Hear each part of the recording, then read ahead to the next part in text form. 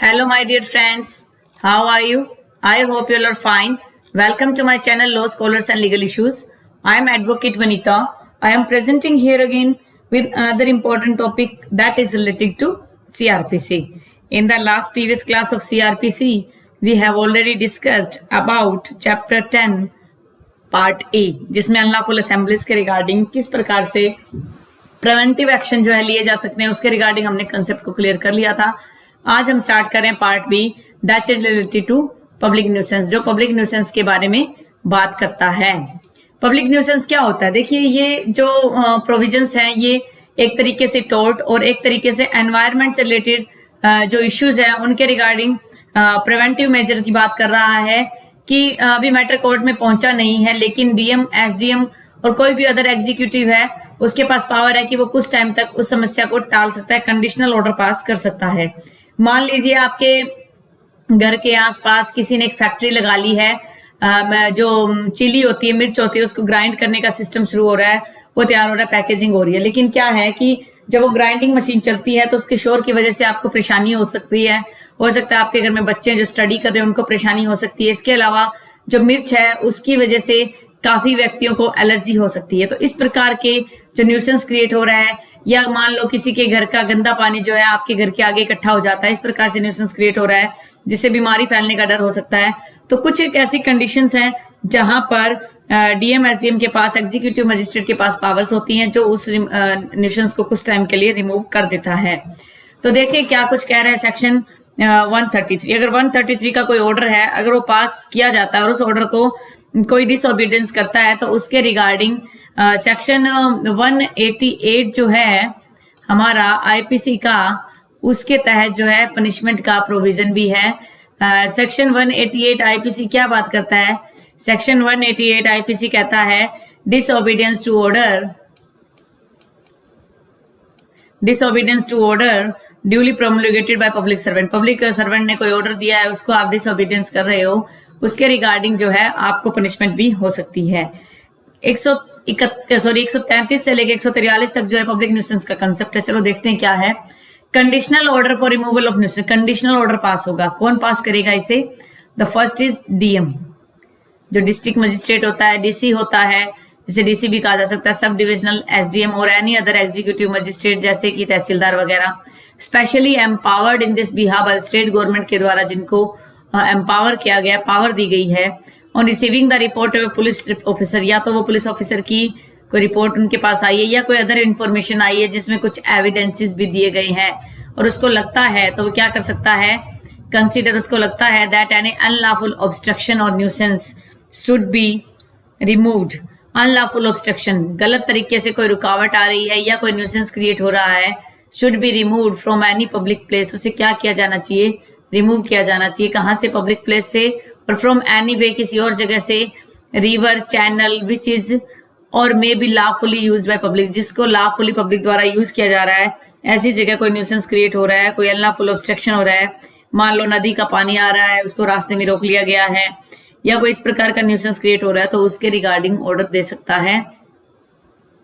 उसके बाद है ये कंडीशंस बता रहा है कि क्या क्या कंडीशन पर कोर्ट और ये जो एग्जीक्यूटिव मजिस्ट्रेट है, डीएम है, एसडीएम है, ऑर्डर देगा that the conduct of any trade और ऑक्यूपेशन, कोई ऐसा बिजनेस है, जैसे मैंने आपको एग्जांपल दिया कि मिर्च की ग्राइंडिंग वगैरह हो रही है, कोई ट्रेड और बिजनेस है, और the keeping of any goods और मर्केंडाइज, कोई ऐसा सामान को रखा जा रहा है कहीं, इंजरीज टू द हेल्थ और public comfort of the community, जो कम्युनिटी जो है समुदाय के लोगों के शारीरिक आराम और उनके स्वास्थ्य को इंजुरीज कर रहा है, and that in consequence such trade और ऑक्यूपेशन शुड बी प्रोहिबिटेड और रेगुलेटेड। या ऐसा ट्रेड, मान लीजिए कोई अफीम वगैरह है, स्मेक वगैरह है, उनको रेगुलेट किया गया है, उनको जो रखा गया तो वो प्रोहिबिट है उन मामले में। थर्ड है that the construction of any building, किसी बिल्डिंग का कंस्ट्रक्शन और उससे धूल मिट्टी इतनी ज्यादा हो रही है, डिस्पोजल हो रहा है पानी के अंदर, मान लो कोई गंदा विषैली चीजों को डिस्पोज कर रहा है, उस मामले में लाइकली टू ओकेजन कन्फिग्रेशन, जिससे क्या है, कन्फिग्रेशन का मतलब घुटन हो सकती है, कोई धमाका हो सकता है, उसको भी रिमूव किया जा सकता है। दैट एनी बिल्डिंग, टेंट और स्ट्रक्चर, कोई बिल्डिंग है, कोई टेंट बना हुआ है, कोई स्ट्रक्चर, कोई इमारत और कोई वृक्ष है, इन सच ए कंडीशन दैट, ऐसे लग रहा है कि वो कभी भी गिर सकती है, therefore cause injury to person, जिससे क्या है, किसी व्यक्ति को इंजरी हो सकती है। लिविंग और कैरिंग ऑन बिजनेस नेबरहुड और पासिंग, जहाँ पास कि किसी व्यक्ति को नुकसान हो सकता है, and that in consequence the removal, repair और सपोर्ट ऑफ सच। तो कोड ये एसडीएम जो है ऑर्डर कर सकता है, डीएम ऑर्डर कर सकता है कि या तो आप बिल्डिंग को वहां से रिमूव कीजिए, उसको रिपेयर करवाइए, या मान लो उस बिल्डिंग को सपोर्ट करने का कुछ सिस्टम लाइए, टेंट है, स्ट्रक्चर, उसके बारे में कह सकती है जो भी नेसेसरी हो। नेक्स्ट है दैट एनी टैंक, कोई भी टैंक है, कुआं है, कोई ऐसी खाई है जो किसी ऐसे रास्ते से पब्लिक प्लेस से जुड़ी हुई है जिसको फेंस करना जरूरी है, जिसके चारों तरफ जो है तारे लगाना जरूरी है, अगर वो नहीं लगाया जा रहा है जो डेंजर को रोकने के लिए, खतरे को रोकने के लिए पब्लिक के, तो वो है कोर्ट कह सकता है। दैट एनी डेंजरस एनिमल, कोई भी डेंजरस खतरनाक एनिमल है, शुड बी डिस्ट्रॉयड, कन्फाइंड और अदरवाइज डिस्पोजल ऑफ। खतरनाक एनिमल है जो मान लो ने कोई नुकसान पहुंचा सकता है, तो उस मामले में एसडीएम कह सकता है कि आप जो है या तो उसे डिस्ट्रॉय की खत्म कीजिए या कहीं उसे कन्फाइन करके रखिए, रोक के रखिए, जैसे भी ठीक लगे पब्लिक की सेफ्टी के लिए। फिर क्या करता है कि सच मजिस्ट्रेट, जो मजिस्ट्रेट ऊपर मेंशन है, डीएम है, एसडीएम है और कोई भी एग्जीक्यूटिव मजिस्ट्रेट है, मेक अ कंडीशनल ऑर्डर बनाएगा requiring the person causing such obstruction और न्यूसेंस, उस व्यक्ति के लिए जो कुछ ऑब्स्ट्रक्शन कर रहा है, और कैरिंग ऑन सच ट्रेड और ऑक्यूपेशन, या किसी ट्रेड और ऑक्यूपेशन की बात करेगा, और कीपिंग एनी सच गुड और मर्केंटाइल, किसी ऐसे सामान की बात करेगा, और ओइंग पोजेसिंग और कंट्रोलिंग सच बिल्डिंग, टेंट वगैरह जो फॉर एग्जाम्पल था, within a time to be fixed in order, वो टाइम देगा, उस ऑर्डर में फिक्स कर देगा कितने टाइम में आप क्या करो, रिमूव करो उस न्यूसेंस को, या तो आप रिमूव करो उसे, और डेजिस्ट फ्रॉम कैरिंग ऑन और रिमूव रेगुलर सच मैनर में डायरेक्टली, जब जिस भी मैनर में बताया गया उस मैनर में कहीं भी किसी भी तरीके से जो गुड्स वगैरह है उनको वहां से रिमूव करो। टू प्रिवेंट और stop the construction of building का प्रिवेंशन, जो बन रही थी बिल्डिंग उसको रोको या उसके बनाने का काम भी ठप कर दो। जैसे दिल्ली वगैरह में क्या होता है, एक जो है एल्यूमिनियम की चारों तरफ से चादर वगैरह लगाई जाती है कि जैसे कि जो पोल्यूशन है, डस्ट है, वो जो है आम पब्लिक को नुकसान ना करे। टू रिमूव, रिपेयर और सपोर्ट, ऐसी बिल्डिंग जो गिरने वाली उसको या तो वहां से हटाओ या रिपेयर करो, सपोर्ट करो। और टू फेंस सच टैंक, ऐसा कोई टैंक है, वेल एक्सकेवेशन है, कोई कुआं खाई खुदाई हुई है, उसकी चारों तरफ तारों का इंतजाम करो। To destroy, confine, dispose of dangerous animal के बारे में ऑर्डर दे दिया कि उसको चाहे आप कैसे भी अरेंज करो पर उसका अरेंज करो। और if he object so do, अगर वो व्यक्ति ऑब्जेक्ट करता है, टू अपीयर बिफोर हिमसेल्फ और सम अदर एग्जीक्यूटिव मजिस्ट्रेट के पास अगर कहता है कि ये जो है गलत है, subordinate to mat and time and place to fix the order, show cause, फिर शो कोज नोटिस देगा कि why should the order should not be made up, तो उस ऑर्डर को कैसे एब्सोल्यूट नहीं माना, शो कोज नोटिस की यहाँ पर बात करते हैं। नेक्स्ट है कि जो भी ये ऑर्डर होगा, no order duly made by magistrate under this section shall be called in question, civil court में उसको आप चैलेंज नहीं कर सकते। यहाँ पर क्या हो सकता है, सिर्फ रिवीजन लाई हो सकती है, यहाँ पर रिवीजन लाइज ओनली, किसको लगेगी, एडीजे यानी कि एजीजे जो है सिविल जज जो एडिशनल जो सुपीरियर अथॉरिटी होगी उसको लग जाएगी। ये रिवीजन लाई होता है, इसमें आप जो अपील नहीं कर सकते हो। एक्सप्लेनेशन कहता है कि पब्लिक बेस के अंदर हर प्रकार की प्रॉपर्टी जो स्टेट से बिलोंग करती है, कैंपिंग ग्राउंड है या कोई भी ऐसा ग्राउंड है जो किसी सैनिटरी और साफ सुविधा के पर्पज से रखा गया, तो उसे क्या कहा जाएगा, उसे जो है पब्लिक प्लेस जो है समझा जाएगा। नेक्स्ट सेक्शन बात करता है सर्विस और नोटिफिकेशन ऑफ ऑर्डर, जो ये ऑर्डर है इसको कैसे सर्व किया जाएगा। The order shall be practically served on the person against whom is made the manner provided in service of someone, तो इंपॉर्टेंट लाइन है सर्विस ऑफ someone के थ्रू जो इस ऑर्डर को माना जाएगा। If such order cannot be served, ऐसे order अगर सर्व नहीं किया जाता, it shall be notified by proclamation, या तो प्रोक्लेमेशन बुनियादी हो गया, उसे पब्लिश किया जाएगा जैसे भी स्टेट गवर्नमेंट रूल के हिसाब से चाहे, and copy thereof shall be strucked up at such a place, और एक ऐसी कॉपी जो है वहां पर पेस्ट करके आई जा सकती है। नेक्स्ट है person to whom order is addressed to obey to show cause, कि जिस पर्सन को ये ऑर्डर दिया गया है उसको शो कोज भी दिया जा सकता है। Person against whom such order is made shall perform within the time, जो टाइम दिया गया उसमें वो कारण बताएगा आकर, appear in accordance with such order and show cause against, उसके खिलाफ जो भी एक्शन लिया गया उसके बारे में वो अपने रीजन भी देगा। 136 कहता है कि consequence of his failing to do so, अगर मान लो वो व्यक्ति अपीयर नहीं होता, अपना कोज नहीं रखता है, तो क्या होगा, he shall be liable to penalty prescribed section 188 में जो पनिशमेंट का प्रोविजन है वो जो है लायबिलिटी इसके अंदर हो जाएगी। अगर हम सेक्शन 188 की बात करें तो आपके पास फटाफट बेयर एक्ट है तो निकाल लीजिए। 188 को भी हम थोड़ा सा देख लेते हैं क्या कहना चाह रहे हैं 188 की, क्या ऐसी पनिशमेंट का उसमें प्रोविजन है।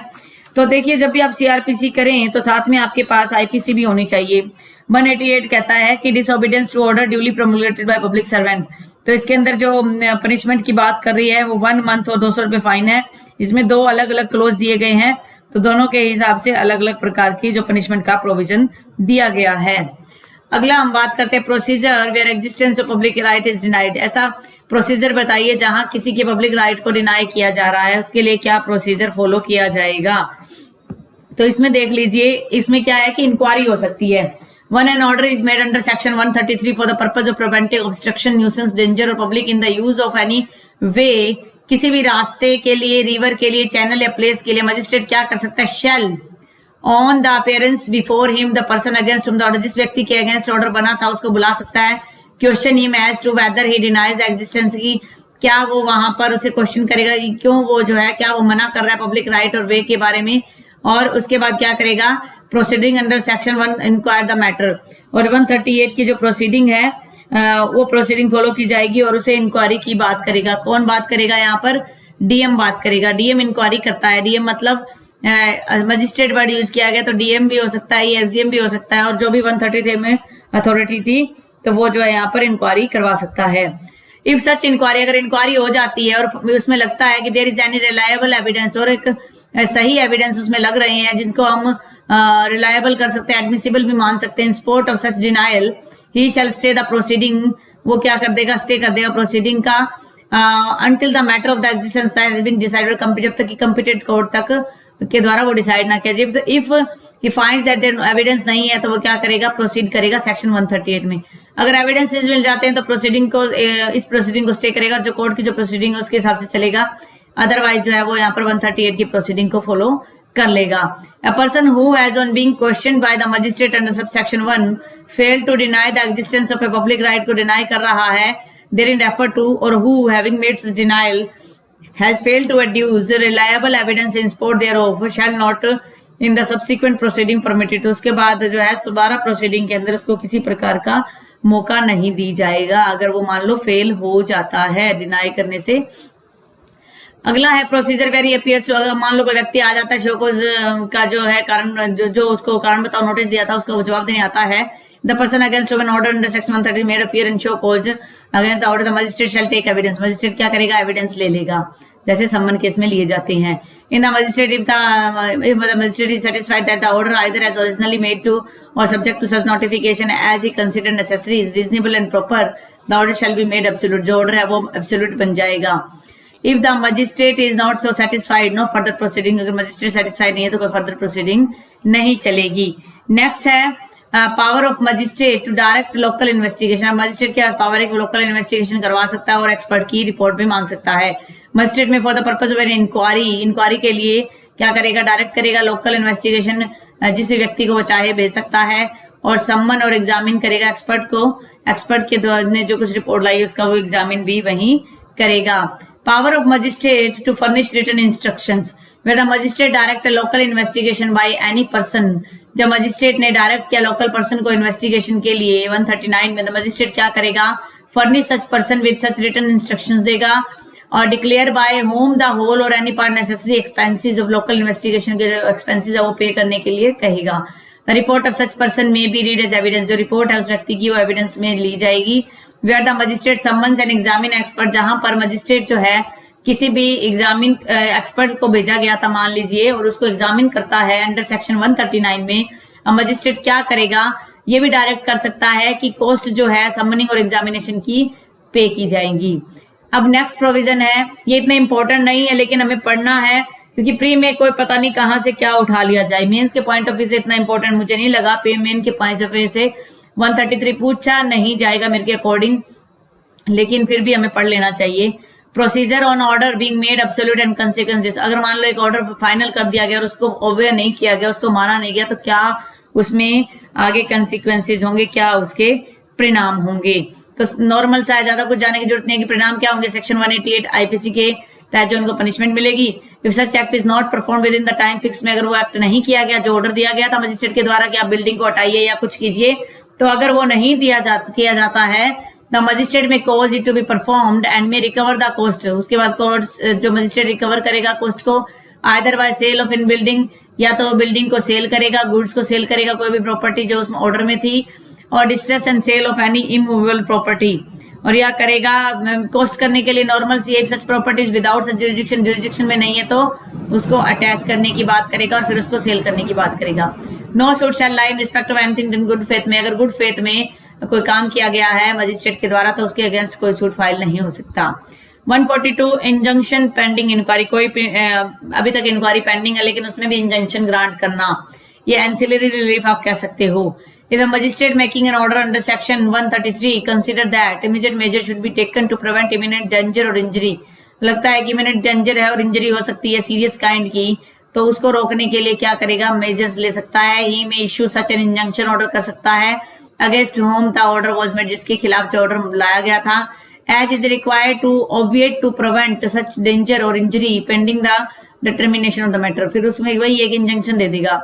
In default of such person forthwith obeying such injunction the magistrate may himself use, तो मजिस्ट्रेट क्या कर सकता है, अब मजिस्ट्रेट यहाँ पर अब ये मजिस्ट्रेट को अगर लगता है डिफॉल्ट हो गया उस व्यक्ति का तो मजिस्ट्रेट कुछ भी खुद भी यूज कर सकता है और cause to be used such means, उस ऐसे साधनों का यूज करता है जिससे डेंजर को खत्म किया जा सके। नो शूट, कोई भी सूट जो है लाए नहीं होगा। मजिस्ट्रेट में प्रोहिबिट रेपिटेशन और कंटेम्प्ट, मजिस्ट्रेट जो है कोई भी मान लो एक बार उसको कह दिया कि आप ये एक्ट नहीं करोगे फिर भी बार बार वही एक्ट हो रहा है तो उसको प्रोहिबिट कर सकता है, रोक सकता है जो बार बार रेपिटेशन हो रही है।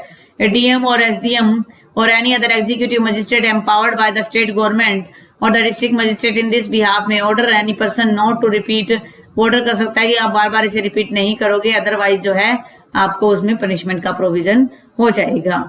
तो ये तो था हमारा part B nuisance, public nuisance के बारे में। अगर हम आईपीसी की बात करते हैं तो 268 सेक्शन है पब्लिक न्यूसेंस की बात करता है तो हमें पता होना चाहिए, और सीपीसी में भी प्रोविजन है पब्लिक न्यूसेंस का। आई होप आपको आज का ये वीडियो अच्छा लगा। अगर आपको आज का वीडियो अच्छा लगा तो आप मेरे वीडियो को लाइक कीजिए। अगर आप मेरे चैनल पे न्यू हो और फर्स्ट टाइम इस वीडियो को देख रहे हो, I humbly request you to subscribe my YouTube channel, also share to your friends so that your friends can also get benefit from such type of videos. और corona के time में please please please आप अपनी health का ध्यान रखिए। Stay home, stay safe, stay healthy. Thank you for watching. Have a nice day.